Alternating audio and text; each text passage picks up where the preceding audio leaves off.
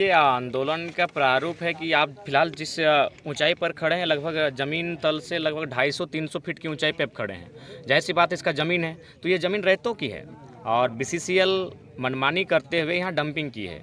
यानी इस प्रकार कुल मिलाकर ये जो आसपास की ज़मीनें हैं, ये रैयतों की ज़मीनें हैं, किसानों की ज़मीनें हैं, लेकिन उसे ना रजिस्ट्री किया गया है, ना उन्हें विस्थापित किया गया है, ना मुआवजा दिया गया है, ना नियोजन दिया गया है और लगातार खनन का कार्य चल रहा है। खनन का कार्य भी चल रहा है। हमारे गांव में इसका प्रदूषण का दुष्प्रभाव पड़ रहा है। लगातार हमारे जो लोग हैं वो प्रदूषण के कारण काफ़ी प्रभावित हो रहे हैं और बाकायदा हमारे गांव की सब्जियों का रंग देखें तो माने प्रदूषण के कारण प्रभावित हो चुका है। हमारे बरामदे, हमारे घर की खिड़कियाँ, हमारे घर के छत, बल्कि जो हम लोग कपड़ा भी पसारते हैं वो अब बाहर नहीं पसारते हैं, पंखे के नीचे हम लोग घर के भीतर ही पसारते हैं। इस प्रदूषण के साये में हम लोग जी रहे हैं। तो इसलिए ग्रामीणों की मांग है कि प्रदूषण पर नियंत्रण हो।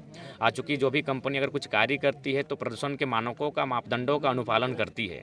दूसरी बात सबसे माने महत्वपूर्ण ये है कि हमें रोज़गार मिले। रोज़गार मतलब नियोजन मिले और एक अच्छी मुआवजा मिले, ताकि हमें एक अच्छा जीवन यापन इसलिए करें क्योंकि ज़मीनें हमारी है। हमारी ज़मीनों के नीचे खनिज संपदाएँ हैं। तो हम अगर राष्ट्र की उन्नति के लिए अपने जमा पूंजी को गिरवी रख देते हैं। जमा पूंजी का मतलब, एक किसान के लिए जमा पूंजी उसका खेती होता है।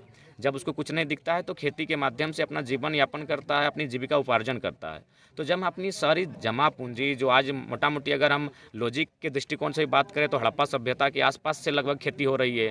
उससे पहले लोग खाना बदोश थे संभव, तो 4000 साल से ये खेत हमारे थे, जोत कोड़ करते थे, इस पर हमारा फसल उगाते थे। उस जमा पूंजी को हमने भारत सरकार या फिर उसके अंतर्गत आने वाली इकाइयों को खनन के लिए दिया, ताकि उस खनन से जो कोयला की निकासी होगी उससे राष्ट्र निर्माण में हमारा योगदान होगा। तो जब राष्ट्र के योगदान में हम अपना सारा चीज़ खो चुके हैं, सारा चीज़ बर्बाद कर चुके हैं, तो कम से कम राष्ट्र का भी बदले में ये कर्तव्य बनता है कि हमारी उन्नति कैसे हो, हमें सुरक्षा कैसे मिले, हमारा जीवन आगे कैसे चले, उसके लिए हमें एक अच्छी मुआवजा मिलनी चाहिए। एक अच्छी मुआवजा मिलनी चाहिए ताकि हमारा भरण पोषण हो सके।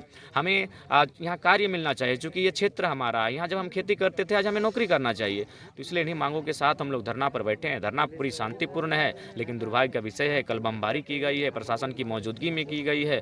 तो लोकतंत्र के देश में, लोकतांत्रिक देश में कहीं ना कहीं सवाल चिन्ह खड़ा होता है। अच्छा, ये बताइए यहाँ कितने लोगों का अभी मुआवजा या नियोजन बाकी है? हाँ, देखिए बहुत संख्या में लोग हैं जिनका मुआवजा बाकी है और जिनको नियोजन की मांग आज अटकी हुई हैं।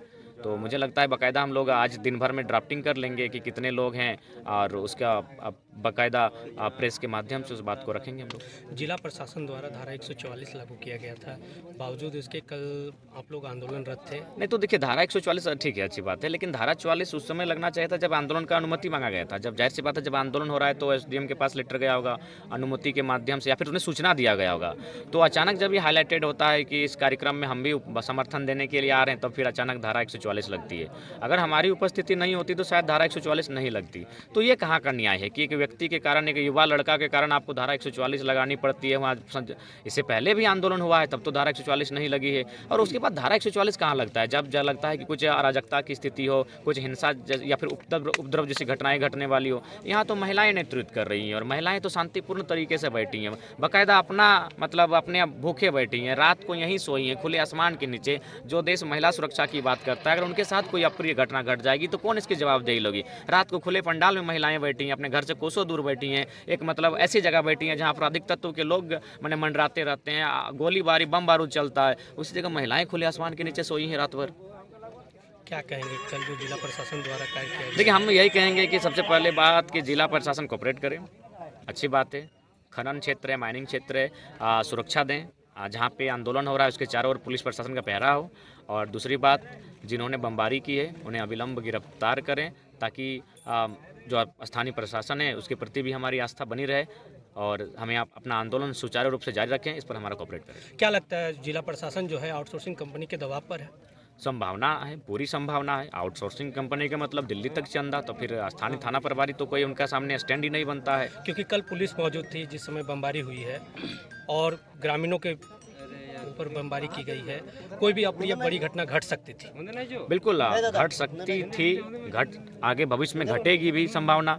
तो इसलिए प्रशासन को अलर्ट रहना चाहिए और प्रशासन को अपनी ड्यूटी का निर्वहन पूरी निष्ठापूर्वक करना चाहिए, ताकि लोगों की आस्था पुलिस पर बनी रहे, पुलिस पब्लिक के बीच एक अच्छा संबंध बना रहे। इसके लिए हम चाहेंगे कि स्थानीय थाना प्रभारी इस आंदोलन को संरक्षण प्रदान करें और साथ ही साथ जो लोग बमबारी कर रहे हैं उन पर शिकंजा कसें। प्रबंधन का कहना है जैसे कि जो भी आंदोलन मतलब का है, जो भी मांग है, उसके लिए बैठ करके वार्ता किया जा सकता है, तो इस पर क्या कहना है? देखिए, सबसे पहली बात दादा, आप भी जानते हैं ये भारत एक ऐसा देश है जहां जनता को अगर अपनी बात को रखना पड़ता है तो धरना, भूख हड़ताल, हड़तालें करनी पड़ती है। अगर बात से बनती तो मुझे लगता है चलिए ठीक है, अगर भौरा में आंदोलन होता तो आप बोलते कि चलिए भौरा के लोग मनमानी कर रहे हैं या फिर वार्ता नहीं करना चाहते हैं, ये जानबूझ के ऐसा कर रहे हैं। सिंदरी में कचरा प्लांट की स्थापना होने वाली है, पटिया में भी कोयला को लेकर मैटर विवाद बढ़ा है, आप बोकारो में चले जाइए तो BSL में अप्रेंटिस के लोग धरना पर बैठे हैं, पूरे झारखंड के लोग तो धरना पर बैठे हैं, सहियागंज धरना पर बैठी है, स्वयं सेवक धरना पर बैठे हैं, सभी लोग। इसका मतलब स्पष्ट है कि आम व्यक्ति को अपनी आवाज़ ऊपर तक पहुंचाने के लिए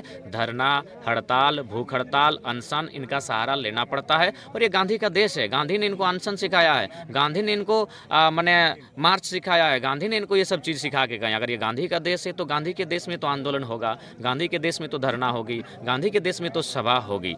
और दूसरी बात, हमारे पास DC जी का लेटर है, जब उस समय माननीय सिंह जी थे उपायुक्त, हमारे नाम उनका पूरा भूल रहे हैं, नहीं DC का नाम जिनके उमाशंकर सिंह, बाकायदा उन्होंने भी इस बात को प्रबंधन को लेटर लिखा है कि जो भी उनका मैंने पैसा है, मुआवजा है, उसको क्लियर करें। बाकायदा उपायुक्त, अब बताइए उपायुक्त से ऊपर जिला में तो कोई नहीं होता है, अगर जिला की बात करें तो उपायुक्त ऊपर जिला में कोई नहीं होता है। और उसके बाद आप बाकायदा मीडिया लोकतंत्र का आभार करते हैं, आप स्वयं देखिए रिपोर्टिंग कर रहे हैं, पीछे दामोदर नदी है, जो कंपनी आज दुहाई देती है, अपने आप को बचाने का काम करती है, कंपनी से बड़ा दोषी कोई नहीं है, कंपनी से बड़ा जालिम कोई नहीं है। आज दामोदर नदी निगल रहे हैं, यहाँ लगभग 18 एकड़ में वन है। देखिए, जो वन कानून की बात करते हैं, भारतीय संविधान भी आर्टिकल 48 वन्य जीव और वन के संरक्षण की बात करता है।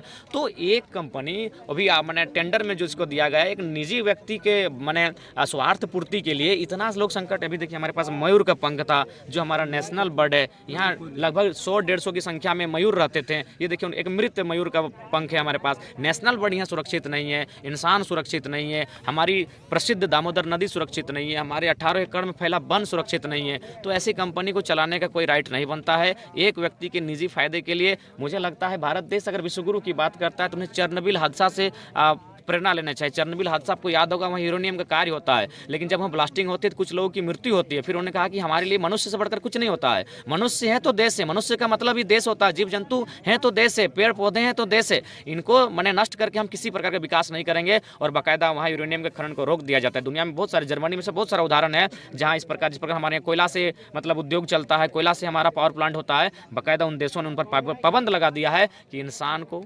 पर्यावरण को छेड़ के हम किसी प्रकार का विकास नहीं करेंगे। तो इसलिए जो लोग बयान दे रहे हैं कंपनी की तरफ से, वे लोग दोषी हैं, वे लोग कटघरे में हैं, वे लोग लोकतंत्र का गला घोट रहे हैं, जो दामोदर नदी को निगलने के लिए तैयार हैं। हम लोग जमीन से 300 फीट के ऊपर बैठे हैं और ये 300 फीट के ऊपर का मतलब है ये मलबा है, ये कचरा है, और ये कोयला के बाद जो कचरा बचता है वो है। और अभी कहाँ डंप किया गया है? किसी रैयत की ज़मीन पर डंप किया गया है।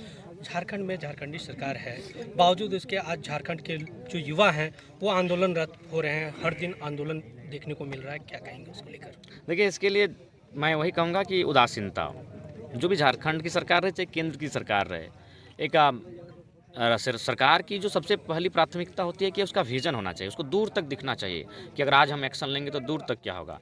इनका विजन क्या है कि इनकी पत्नी कैसे खुश रहे, उनको साड़ी कैसे मिले, पत्नी की एक बहन है उनके साथ भी उनका तो हंसी मजाक होता है, साली साहिबा, उनको कैसे हार मिले, उस पर फोकस है। अब साला भी मुंह फुलाएगा, साली से बात करते हुए साला देखेगा तो जाहिर सी बात है जीजा पर उंगली करेगा। तो साला कैसे खुश रहे, उसी लोग एक कोयला खदान दिया जाता है, तो साला का 2 फ्रेंड है, उसको खुश करना है। तो इसी में केंद्र की सरकार भी उलझी है, राज्य की सरकार उलझी है, और बाकायदा यहाँ कंपनी जो आप नाम जिनका बयान आप कुंभनाथ सिंह बोल रहे थे और लाल बाबू सिंह, उनका भी संबंध वही राजनाथ सिंह से है। तो ये मंत्रीगण हैं, ये मंत्री, केंद्रीय मंत्री रहे चाहे राज्य मंत्री रहे, अपने रिश्तेदारों को खुश कर रहे हैं। भाई याद रखो हमारे साथियों, मेरे केंद्रीय मंत्रियों, मेरे राज्य मंत्रियों, मौत सबको आएगी।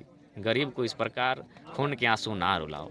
ये खून के आंसू एक दिन सैलाब बन जाएंगे, और जिस दिन सैलाब बन जाएंगे याद रखिएगा इस दुनिया में सिकंदर को खाली लौटना पड़ा है। जनाब ये बताइए, पेड़ पौधा भी नुकसान पहुंचाया जा रहा है ओबी से? हाँ बिल्कुल, सामने है तो 18 एकड़ का जमीन से बड़ा सुंदर जंगल दिखे ना, बाकायदा उठा के दिखाई ना कैमरा को, 18 एकड़ में वन है, सुंदर सुंदर हरे हरे पेड़ है। दामोदर नदी मात्र एक फुटबॉल यहाँ से मारेंगे तो फुटबॉल पार कर देंगे, वहाँ दामोदर नदी इतना करीब आ चुका है। कल बमबाजी की घटना होने के बाद भी जो स्थानीय विधायक है उन्होंने अभी तक किसी तरीके का इसमें कोई पहल नहीं किया, क्या कहेंगे? देखिए, हम तो क्योंकि सबसे आप ग्रामीण स्थानीय विधायक से हम निवेदन करना चाहेंगे कि इस मामले पर पहल करें और मानवता के नाते उनका कर्तव्य बनता है कि इतनी बड़ी घटना घटी है। बमबारी कोई आम विषय नहीं है, तो इसलिए कम से कम इस अगर आप विधायिका जी आएंगे तो यहाँ के लोगों को भी शक्ति मिलेगी और लोकतंत्र पे लोग का भरोसा भी रहेगा और मुझे लगता है बमबारी की घटना पर अंकुश भी लगेगा।